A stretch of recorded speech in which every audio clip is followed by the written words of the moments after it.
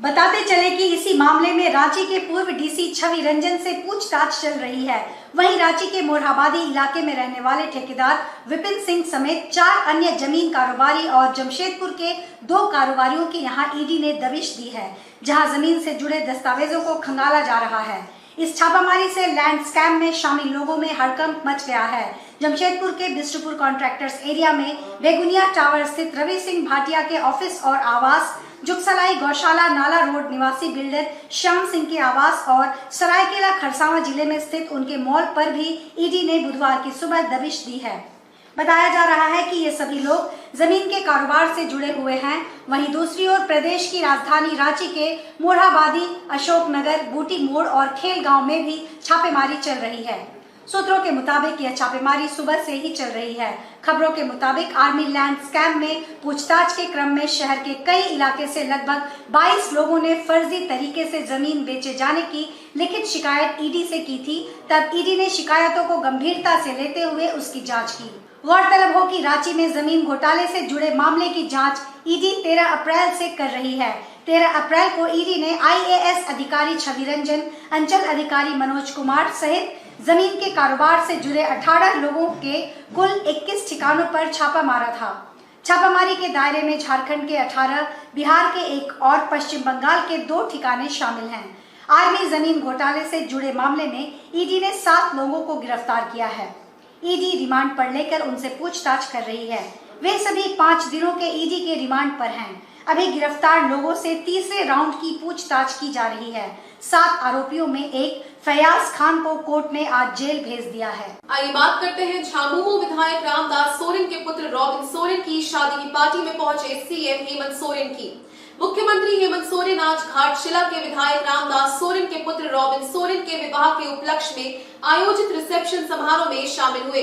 इस मौके पर उनके साथ कई मंत्री व पार्टी विधायक भी पहुंचे। साथ ही इस समारोह में विपक्षी पार्टी के सांसद व विधायक भी शामिल हुए। करीब 3:30 पर विधायक रामदास सोरेन के घोड़ा बांधा स्थित आवास पहुंचे CM के साथ एक बड़ा काफिला था। उन्होंने अपने कई पुराने परिचितों से भेंट की और नव दंपति को खुशहाल जीवन के लिए बधाई तथा शुभकामनाएं दी। रिसेप्शन में झारखंड सरकार के मौजूद मंत्री चंपई सोरेन, जोबा मांझी एवं कई विधायक मौजूद रहे। इस दौरान मुख्यमंत्री करीब 1 घंटे तक पार्टी में मौजूद रहे। करीब 4:30 पे वे हेलीकॉप्टर से रांची के लिए प्रस्थान कर गए। इस दौरान मीडिया वालों ने मुख्यमंत्री से बात करने की कोशिश की, लेकिन मुख्यमंत्री ने मीडिया वालों से बात नहीं की और सीधे अपनी गाड़ी में सवार होकर निकल गए। आज हमारा मंगला पुत्र का शुभ विवाह के संबंध हुआ है। आज इसका रिसेप्शन रखा गया था। इस पर आज जिला का अध्यक्ष होने के नाते विधायक होने के कारण आज पूरे हमारे महागठबंधन के सभी हमारे माननीय मंत्री, माननीय विधायकगण को आमंत्रित किया गया है। राज्य में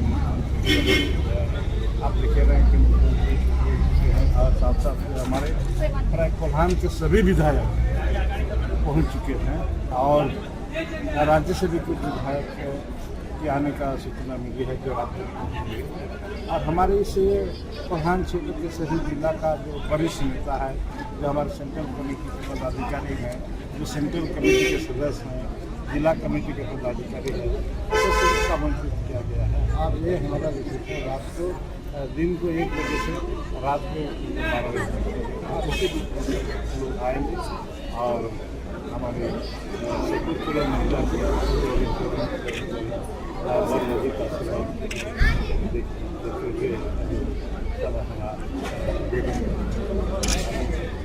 आइए बात करते हैं वन विभाग द्वारा की गई सेंद्रा पर्व शिकार रहित मनाए जाने की अपील की। वन विभाग ने मानगो स्थित कार्यालय में बुधवार को इको विकास समितियों के लिए ओरिएंटेशन प्रोग्राम का आयोजन किया। इसके जरिए सेंद्रा पर्व के दौरान जंगली जानवरों का शिकार न करने की अपील की गई। साथ ही कार्यक्रम में मौजूद लोगों को जंगली जानवरों के महत्व को बताया गया। प्रोजेक्टर के माध्यम से लोगों को इससे जुड़ी फिल्म भी दिखाई गई। CCF wildlife SR Natesh, Dalma DFO Abhishek Kumar और रेंजर दिनेश चंद्रा ने लोगों को जंगल में जंगली जानवरों के रहने के महत्व को बताया। प्रोजेक्टर के माध्यम से लोगों को इससे जुड़ी फिल्म भी दिखाई गई। सीसीएफ ने कहा कि शिकार पर्व आदिवासी समाज के लोग परंपरा के रूप में मनाएं, जंगल में जाकर पूजा पाठ करें, लेकिन जंगली जानवरों का शिकार ना करें, इससे अपना ही नुकसान होगा। सेंद्रा पर्व मनाने की परंपरा काफी पुरानी है, इसलिए इस परंपरा को रोका नहीं जा सकता, लेकिन जंगली जानवरों का शिकार ना हो, इस पर काफी काम किया जा रहा है। उन्होंने बताया कि पहले के मुकाबले पर्व के दौरान जानवरों के शिकार में काफी कमी आई है, लोगों में जागरूकता आई है, इस बात से इनकार नहीं किया जा सकता। दलमा डीएफओ अभिषेक कुमार ने बताया कि जंगली जानवरों का शिकार ना हो, इसके लिए ग्रामीणों के बीच लगातार जागरूकता अभियान चलाया जा रहा है। दलमा में बसने वाले गांवों में प्रोजेक्टर के माध्यम से जंगल और जंगली जानवरों के महत्व से संबंधित फिल्म दिखाई जा रही है। कई जगहों पर नुक्कड़ नाटक भी आयोजित किए जा रहे हैं। वन विभाग द्वारा लगातार जागरूकता के कारण शिकार पर्व के दौरान जंगली जानवरों के शिकार में कमी आई है। समाज के लोग जंगली जानवरों के महत्व को समझें और इनका शिकार ना करें। बताते चले कि 1 मई को दलमा में आदिवासी समाज के लोग शिकार पर्व मनाएंगे। 5 राज्यों से सेंद्रा वीरों के दलमा में जुटने की संभावना है। 30 अप्रैल को पूजा पाठ करने के बाद सेंद्रा वीर शिकार के लिए दलमा की चढ़ाई करेंगे। सेंद्रा वीरों को रोकने के लिए वन विभाग ने भी कमर कस ली है। उन्हें रोकने के लिए जगह जगह पर चेक नाका बनाया जाएगा। दलमा में वन विभाग की टीम पेट्रोलिंग करेगी। कई डीएफओ भी दलमा में तैनात रहेंगे। हर साल की तरह इस साल भी जो है यहाँ के आदिवासी परंपरा के अनुरूप विश्व शिकार का पर्व मनाया जा रहा है। तो अभी के हिसाब से 30 अप्रैल और 1 मई को इसका तय किया गया। हर साल की तरह विभाग पूरा उसके लिए तैयारी किया हुआ है कि यहाँ के जितने भी आदिवासी हैं उनको परंपरा के तौर पर जो मनाया जाता है उसको मनाने के लिए सब तरह की व्यवस्था करेंगे। पूजा पाठ जैसा होता है होता रहेगा। पिछले दिनों से हम लोगों का विभाग की प्रयास, मीडिया की प्रयास और यहाँ की जनता की प्रयास जो सबसे ज़्यादा जरूरी है। इससे जो शिकार होता था विश्व शिकार के समय में वो बिल्कुल शून्य हो रखा है। विभाग इस बार भी इसके लिए तत्पर है और जनता यहाँ का जो है जो समिति है वो भी तत्पर है कि कोई शिकार नहीं हो जाए। तो इसके लिए सारे जो बाहर के जो लोग भी इस मेला में भाग लेंगे उनका भी जागरूकता फैलाने के लिए कार्रवाई किया जाएगा और जो भी पूजा पाठ होगी उसके लिए पूरा व्यवस्था किया जाएगा। उसका आज ही कल में उसका निर्णय हो जाएगा। उसके लिए समिति बना है, राज्य स्तर पर समिति बना है, उसका कल उसका चिट्ठी बना है, उसका बैठक अभी होना बाकी है। उसके बैठक के बाद हम चेक नाका और उसके बारे में निर्णय लेंगे। तब तक के लिए हम लोग बस आपसे यही अनुरोध करेंगे कि मीडिया के तौर पर हमारे जो आदिवासी भाइयों के बीच में और जनता के बीच में यही अपना विचार रखें कि दलमा को संरक्षित करें, वन्य प्राणी संरक्षित करें और हमारा दलमा संरक्षण से ही हम इस जमशेदपुर को, इस झारखंड को एक अच्छा वातावरण दे पाए।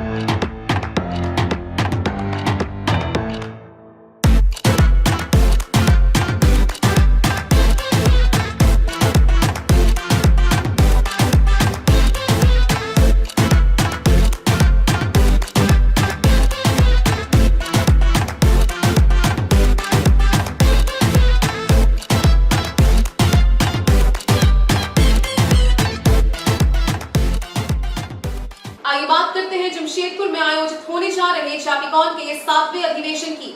आगामी 28 से 30 अप्रैल 2023 को association of physician of India Jharkhand chapter के तत्वावधान में जैपिकॉन का 7वां आयोजन जमशेदपुर के अल्कोर होटल बिस्टपुर में होने जा रहा है। एपीआई देश भर में फिजिशियंस की सर्वोपरि संस्था है। इस कार्यक्रम में दिल्ली, मुंबई, कोलकाता, बेंगलुरु, जयपुर, रायपुर, कटक, गुवाहाटी, पटना, भागलपुर आदि स्थानों से 25 प्रतिष्ठित फिजिशियंस ने आने की स्वीकृति दी है। इस आयोजन में एपीआई के 4 शीर्ष पदाधिकारियों में राष्ट्रीय अध्यक्ष doctor Girish Mathur, doctor Kamlesh Tiwari, doctor Jyotirmoy Pal एवं जेएपीआई पत्रिका के मुख्य संपादक डॉक्टर मंगेश तिवास्कर भी भाग लेंगे। इस तरह के सम्मेलन में फिजिशियंस बीमारी के विभिन्न पहलुओं पर मंथन करते हैं। अंत में बीमारी के इलाज पर जो सहमति बनती है उसे डॉक्टरों द्वारा अपनी याद में रखा जाता है, जो कि मरीजों के लिए लाभकारी होती है। जैपिकॉन 23 का मूल विषय असहमति से सर्वसम्मति की ओर है। इस कार्यक्रम में पोस्ट ग्रेजुएट पढ़ाई करने वाले डॉक्टरों की सहभागिता पर विशेष ध्यान दिया जा रहा है। सम्मेलन के दौरान विभिन्न बीमारियों के उपचार पर बनी सहमति डॉक्टरों द्वारा मरीजों के इलाज में निश्चित रूप से मददगार साबित होगी। 22, 29, 30 अप्रैल को जमशेदपुर के अल्कोर होटल में हम लोगों ने कॉन्फ्रेंस का आयोजन किया है, जिसमें झारखंड के विभिन्न जगहों से डॉक्टर आ रहे हैं। इसके अलावा देश के विभिन्न भागों से भी डॉक्टर लोग आ रहे हैं, जो स्पीकर हैं या डेलीगेट्स हैं, जिसमें पटना, भागलपुर, दिल्ली, बॉम्बे, कटक और भी जगह से काफ़ी जगहों से लोग आ रहे हैं, जो कि अपना अपना वक्तव्य देंगे। और इससे हमारे जो डॉक्टर्स हैं, जो हमारे पोस्ट ग्रेजुएट स्टूडेंट्स हैं, सभी लाभान्वित होंगे। ये हम लोगों का कॉन्फ्रेंस जो है, ये association of physician of India का स्टेट ब्रांच है। इसमें हम लोग डिस्कस करते हैं डिफरेंट सब्जेक्ट्स पर, और उस डिफरेंट सब्जेक्ट्स के बारे में वो अपना ओपिनियन देंगे और डिस्कशन करेंगे, और उससे जो है जूनियर को काफ़ी फायदा हो। ये 28 के इवनिंग से स्टार्ट होगा, 30 के आफ्टरनून तक चलेगा। जैसे डॉक्टर माथुर हैं, डॉक्टर ज्योतिर्मय पाल हैं, डॉक्टर कमलेश तिवारी हैं, डॉक्टर अजय कुमार पटना के हैं। इसी तरह से काफी लोग आएंगे। आइए बात करते हैं काशनी हाई स्कूल में नो बैग डे के आयोजन की। आज प्रातः काशनी हाई स्कूल में नो बैग डे का आयोजन अंग्रेजी विभाग द्वारा कक्षा 3 से 5 तक के विद्यार्थियों के लिए किया गया था। इस कार्यशाला में लगभग 550 विद्यार्थियों ने हिस्सा लिया और अपनी प्रतिभा का प्रदर्शन करते हुए शिक्षिकाओं की अगुवाई में आज का दिन बहुत ही मनोरंजक रूप से बिताया। इस कार्यशाला में बच्चों ने अपना खूब मनोरंजन भी किया। बच्चे अपने रोल मॉडल व्यक्ति के रूप में तैयार होकर आए थे। उन्होंने अपने रोल मॉडल के बारे में कुछ संवाद भी बोले। इस कार्यक्रम का आयोजन अंग्रेजी भाषा की वोकैब्युलरी, उच्चारण एवं भाषा का सही प्रयोग बच्चों को सिखाने के लिए किया गया था। कार्यशाला में कई तरह के इवेंट की व्यवस्था की गई थी। विद्यार्थियों को पहेली, फन गेम, स्टोरी टेलिंग के भाषा की बारीकियां बताई गई। इस तरह के कार्यक्रम में भाग लेकर सभी बच्चे अत्यंत उत्साहित थे। इस कार्यशाला में उत्कृष्ट प्रदर्शन करने वाले बच्चों की खूब सराहना एवं प्रशंसा की गई। अंग्रेजी विभाग की एचओडी मनाली कार्यक्रम की मुख्य वाहक थी। टीचर नेहा, रूपाली, श्रेया, सुलक्षणा एवं पूजा ने इस कार्यक्रम में उनकी सहयोगी की भूमिका निभाई। इस अवसर पर विद्यालय के प्रधानाचार्य फ्रांसिस जोसेफ, सह प्राचार्य राकेश पांडे, कोऑर्डिनेटर रीता मिश्रा एवं शिक्षकगण उपस्थित थे। कासिडी हाई स्कूल के इंग्लिश डिपार्टमेंट प्राइमरी विंग ने आज नो बैग्स डे कंडक्ट किया। ये एक अपने आप में नया इनिशिएटिव है। अभी हमारे बच्चों को हम नेशनल एजुकेशन पॉलिसी 2020 के अंतर्गत बच्चों में एक्टिविटी बेस्ड लर्निंग डेवलप करना चाह रहे हैं, और इसके थ्रू हम लोग बच्चों में मल्टीपल इंटेलिजेंस इनकलकेट कर रहे हैं। और यही मोटिव है कि हमने आज एक अपने तौर से एक इनिशिएटिव लिया, जहां हमने बच्चों को तरह तरह के एक्टिविटीज़ में इन्वॉल्व किया। उनको एक दिन के लिए ये एहसास कराया कि बिना बैग्स के, बिना बुक्स के भी उनके अंदर हम लोग काफ़ी तरह से नॉलेज डेवलप कर सकते हैं। जैसे कि हमने उनको टेलर टेल एक्टिविटी, जिसमें वो अपने फेवरेट कैरेक्टर के अनुसार ड्रेस्ड अप होकर आए थे और उन्होंने उसके बारे में कुछ लाइंस बताई। सो उन्हें ये स्टेज प्रोवाइड किया गया, प्लेटफॉर्म प्रोवाइड किया गया, जहां उन्होंने बहुत अच्छे से अपने आप को प्रेजेंट किया। हमने उनके वोकैबुलरी को बिल्ड करने का कोशिश किया। और फिर हमने उनको डांस कराया, एक्टिविटी बहुत तरह के फ़न गेम्स में उनको इन्वॉल्व किया, टाइम टू टाइम उनको एक्सरसाइज करवाया। सो इससे हर तरह का डेवलपमेंट उनके अंदर हुआ और उनका जो एक बर्डन है एकेडमिक्स की वजह से, कभी कभी बच्चों में जो स्ट्रेस क्रिएट होता है, उससे एक दिन के लिए उनको राहत मिली। बट उन्होंने बहुत कुछ सीखा नए तरीके से। आज 3 to 5 के बच्चे इसमें पार्टिसिपेट किए। आगे बात करते हैं आदित्यपुर पुलिस द्वारा शराब के अवैध कारोबार के खिलाफ की गई छापेमारी की। आदित्यपुर पुलिस ने गुप्त सूचना के आधार पर की गई छापेमारी के दौरान अवैध शराब कारोबारी को गिरफ्तार किया है। तलाशी के दौरान उसके अड्डे से पुलिस ने 6 पेटी अवैध अंग्रेजी शराब समेत प्लास्टिक बोतल में रखे शराब जब्त किए हैं। इस संबंध में जानकारी देते हुए आदित्यपुर पुलिस द्वारा बताया गया कि वरीय पुलिस पदाधिकारियों से निर्देश प्राप्त हुआ है कि माझी टोला संजय नगर में अवैध शराब कारोबार किया जा रहा है, जिसके बाद गुप्त सूचना के आधार पर पुलिस ने छापामारी दल गठित कर कार्रवाई करते हुए संजय नगर के रहने वाले चरण पाल को गिरफ्तार कर लिया। तलाशी के दौरान उसके घर से पुलिस ने 6 पेटी अवैध अंग्रेजी शराब बरामद कर जब्त किया है। पुलिस ने आरोपी के विरुद्ध उत्पाद अधिनियम के तहत मामला दर्ज कर न्यायिक हिरासत में भेज दिया है। इस कार्रवाई में गठित किए गए छापामारी दल में मुख्य रूप से थाना प्रभारी के अलावा सब इंस्पेक्टर सत्यवीर सिंह, मनीष कुमार, अभिषेक कुमार, करुणा कुमारी समेत सशस्त्र बल शामिल थे। वरीय पदाधिकारी को सूचना प्राप्त हुई थी कि संजय नगर ना माझी टोला में चरण पाल करके है जो अवैध इंग्लिश दारू का कारोबार कर रहे हैं। इस सूचना का सत्यापन हेतु एक टीम बनाकर सतवीर सिंह, मनीष कुमार अन्य पुलिसकर्मियों के साथ जाकर वहाँ छापामारी सत्यापन किया, छापामारी किया, जिसमें काफ़ी मात्रा में इंग्लिश दारू मिली है और चरण पाल को गिरफ्तार किया गया, उसे न्यायिक हिरासत में भेजा गया। आगे बात करते हैं उत्पाद विभाग द्वारा जिले में चल रही अवैध शराब की आधा दर्जन भट्टियों को ध्वस्त किए जाने की। उत्पाद विभाग की एक टीम ने गुप्त सूचना के आधार पर मिली जानकारी के बाद गालूजी, हालुतपनी और एमजीएम इलाके में चल रही आधा दर्जन अवैध शराब की भट्टियों को ध्वस्त कर दिया है। हालांकि चुराईकर्ता मौके से भागने में सफल हो गए हैं। तलाशी के दौरान उत्पाद पुलिस ने भारी मात्रा में चुलाई शराब व जावा महुआ बरामद किया है। सहायक आयुक्त उत्पाद पूर्वी सिंहभूम के निर्देशानुसार उत्पाद विभाग की एक टीम ने गालूडी थाना अंतर्गत हलुद बनी एवं भूरूडांगा तथा एमजीएम थाना अंतर्गत सुखलेड़ा जंगल में चल रहे अवैध महुआ शराब चुलाई भट्टियों के खिलाफ अभियान चलाया। पुलिस के पहुंचने की भनक मिलते ही चुराईकर्ता मौके से फरार होने में सफल हो गए। इस दौरान उत्पाद विभाग द्वारा आधा दर्जन शराब भट्टियों को ध्वस्त कर दिया गया। तलाशी के दौरान मौके से करीब 7000 किलो जावा महुआ और 280 लीटर चुलाई शराब भी जब्त किए गए हैं। उत्पाद विभाग ने महुआ शराब चुराईकर्ताओं के विरुद्ध फरार अभियोग भी दर्ज कर लिया है। आइए बात करते हैं एक भारत श्रेष्ठ भारत टीम द्वारा आयोजित किए जाने वाले युवा समागम कार्यक्रम की। भारत सरकार के शिक्षा मंत्रालय द्वारा एक भारत श्रेष्ठ भारत टीम के तहत युवा समागम कार्यक्रम का आयोजन 25 अप्रैल से 30 अप्रैल तक NIT जमशेदपुर में आज हो रहा है।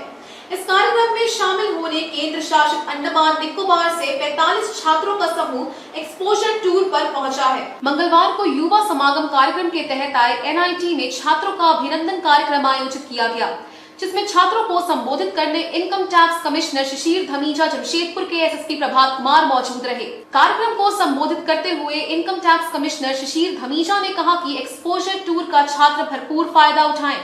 उन्होंने कहा कि झारखंड प्रदेश खनिज संपदा से भरपूर है, इसे नजदीक से जाने समझे। छात्रों को संबोधित करते हुए उन्होंने कहा कि हीरे को तराशने पर कदर और कीमत दोनों बढ़ती है, ठीक उसी प्रकार छात्रों को भी खुद तराश कर अपने मूल्य को बढ़ाना होगा। इन्होंने कहा कि जमशेदपुर का टाटा स्टील प्लांट आज विश्व विख्यात है। स्टील निर्माण और टाटा मोटर्स के ऑटोमोबाइल निर्माण क्षेत्र को छात्र नजदीक से देखें और समझे और बहुत कुछ सीख कर वापस जाएं, तभी इस कार्यक्रम की सफलता होगी।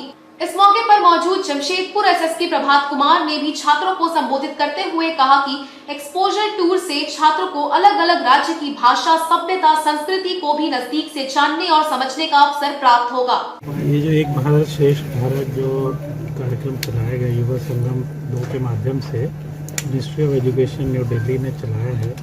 कार्यक्रम का उद्देश्य ये है कि एक प्रदेश के जो युवा 19 साल से ऊपर के जो भी स्टूडेंट्स हैं उनको चुना गया है, वो दूसरे प्रदेश में जाएंगे एक्सचेंज प्रोग्राम के तहत वहाँ के लोगों से इंटरेक्ट करेंगे, उनके लोकल कल्चर और उनकी टेक्नोलॉजी। 5 P जो दिए गए हैं, पर्यटन है उसमें, प्रौद्योगिकी है, और 5 P ऐसे दिए गए हैं जिनके माध्यम से वो लोग आपस में इंटरेक्ट करेंगे लोकल लोगों से और वहाँ की सभ्यता को जानने के प्रयास करेंगे।